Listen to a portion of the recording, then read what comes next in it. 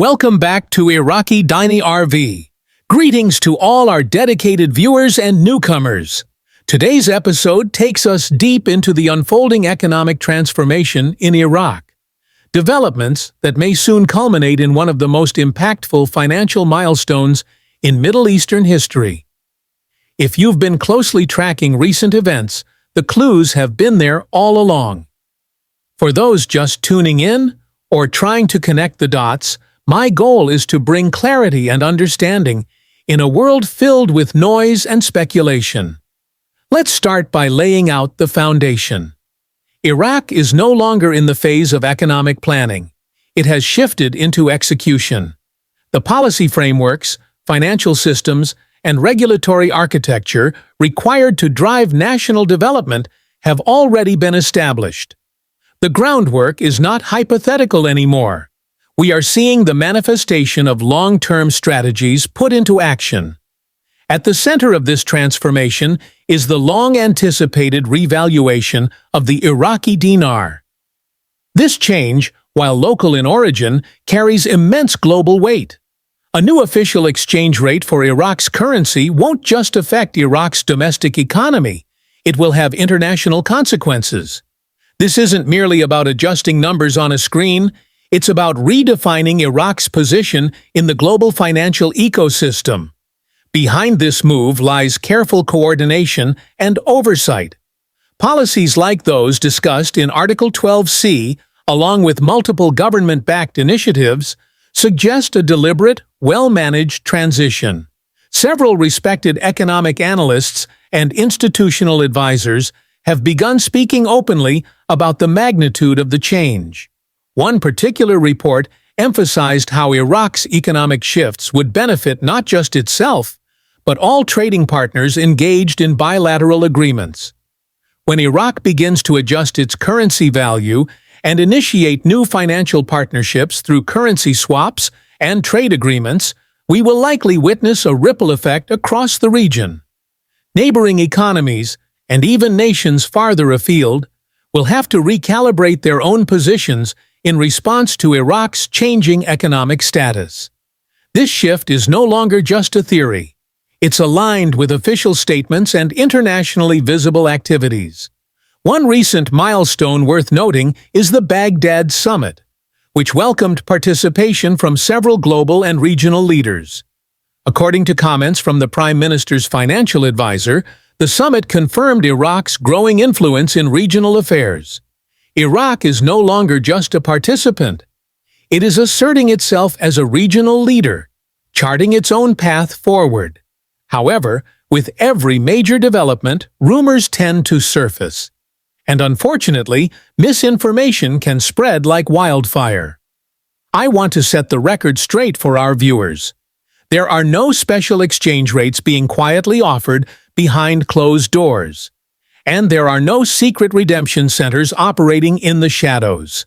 Everything about this transition is being handled transparently, under the scrutiny of official economic institutions. It's a structured, phased approach backed by real data and legal authority.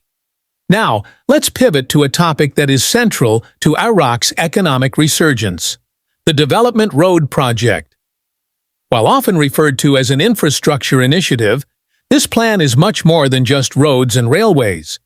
It is a comprehensive national strategy that includes revitalizing manufacturing, expanding oil operations, and tapping into Iraq's underutilized tourism sector. In fact, the religious and cultural tourism sector alone has generated over $12 billion annually. This impressive number has largely gone underreported in mainstream media, but it's a strong indicator of Iraq's emerging economic potential. As security improves and infrastructure develops, this figure is expected to grow exponentially. Supporting all this growth is Iraq's evolving fiscal strategy. According to Majar Mohammed Salah, a senior economic advisor to the Prime Minister, the country has already sold oil in the first quarter of 2025 at an average price of $70 per barrel.